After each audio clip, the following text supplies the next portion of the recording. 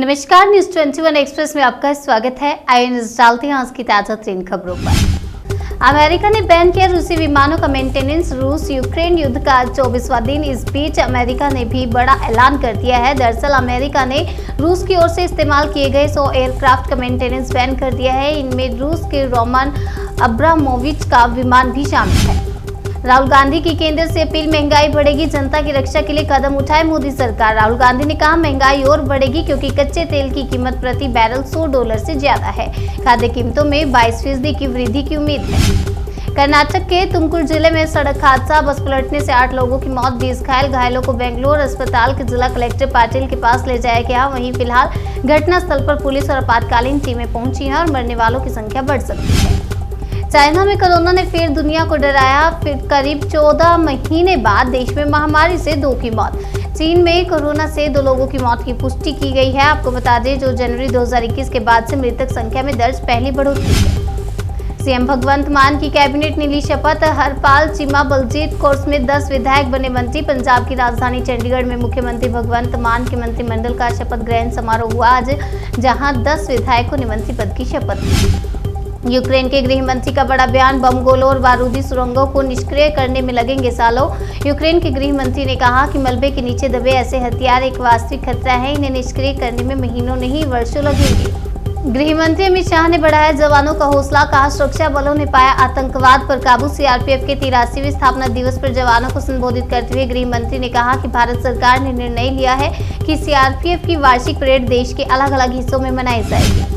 नेतृत्व बदलने की मांग पर G23 के सुरनगम सोनिया गांधी से मिलने के बाद बोले आजाद पार्टी से नहीं है कोई नाराजगी। गुलाम नबी आजाद ने कहा इस मीटिंग को पार्टी में सुधार के लिए G23 की ओर से कुछ सुझाव देने के लिए रखा गया था।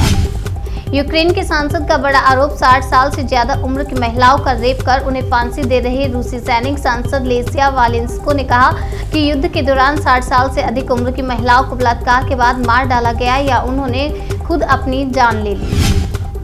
25 मार्च शाम को 4 बजे होगा योगी आदित्यनाथ का शपथ ग्रहण समारोह। पीएम मोदी और अमित शाह भी होंगे शामिल। नामी उद्योगपतियों और धर्माचार्यों को भी न्योता। योगी सरकार की शपथ ग्रहण की तारीख बढ़ी है तो तैयारियां और बढ़ी हुई हैं और साथ ही मेहमानों की लिस्ट भी। बीजेपी के तमाम बड़े नेताओं को समारोह में बुलाने की योजना है।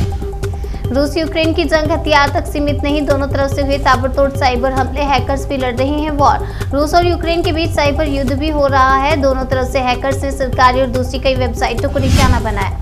गृह मंत्री अमित शाह के साथ मुलाकात पर राजभर ने दिया बयान। बोले पुरानी हो सकती हैं तस्वीरें। ओम प्रकाश राजभर पहले भी योगी कैबिनेट में मंत्री रह चुके हैं और बीजेपी से नाराजगी के बाद उन्होंने अखिलेश यादव की समाजवादी पार्टी के साथ गठबंधन कर विधानसभा चुनाव लड़ा था। वो लगातार समाजवादी पार्टी गठबंधन की भारी बहुमत से जीत का दावा कर रहे थे। रूस यूक्रेन के बीच चल रही जंग पर लगेगा फुल स्टॉप, रूसी अधिकारी ने कहा। समझौते के करीब पहुंचे दोनों देश। रूस यूक्रेन के बीच चल रही जंग रुकने का नाम नहीं ले रही है। रूस द्वारा यूक्रेन पर किए जा रहे हमले के कारण यूक्रेन के कई बड़े शहर तबाह हो गए। अमेरिकी सीमा में नहीं दिया जा रहा है रूसी नागरिकों को प्रवेश। यूक्रेनी नागरिकों को दी गई इजाजत। अमेरिकी गृह सुरक्षा विभाग द्वारा जारी ज्ञापन में कहा गया कि विभाग मानता है कि यूक्रेन में अनुचित रूसी युद्ध की आक्रामकता ने मानवीय संकट पैदा कर दिया। सीआरपीएफ के 83वें स्थापना दिवस परेड में शामिल हुए गृह मंत्री अमित शाह। बोले 2014 के बाद सुधरे जम्मू कश्मीर के हालात। केंद्रीय गृह मंत्री अमित शाह ने कहा कि सीआरपीएफ ने एक लंबे समय से देश के लोगों में सुरक्षा की भावना जगाई और उन्हें सुरक्षा देने का काम किया। अमित शाह से मुलाकात पर बोले ओपी राजभर, बीजेपी के साथ नहीं एसपी के साथ रहूंगा। अमित शाह से मुलाकात पर ओपी राजभर ने कहा कि अमित शाह से ना उनकी मुलाकात हुई है और ना ही कोई बात हुई है। इतना ही नहीं, ओपी राजभर ने कहा कि वो समाजवादी पार्टी के साथ है और 2024 की तैयारी में वो लगे हैं। ये खबर सूत्रों के हवाले से निकलकर सामने आई है। एनसीपी को एमआईएम के ऑफर पर बोले संजय राउत, औरंगजेब की कब्र पर झुकने वालों से शिवसेना का नहीं हो सकता गठबंधन।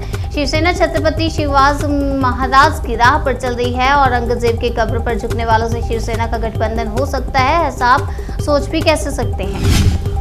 न्यूज 21 एक्सप्रेस में आज के लिए फिलहाल इतना ही। तब तक के लिए मुझे दीजिए इजाजत और देखते रहिए न्यूज 21।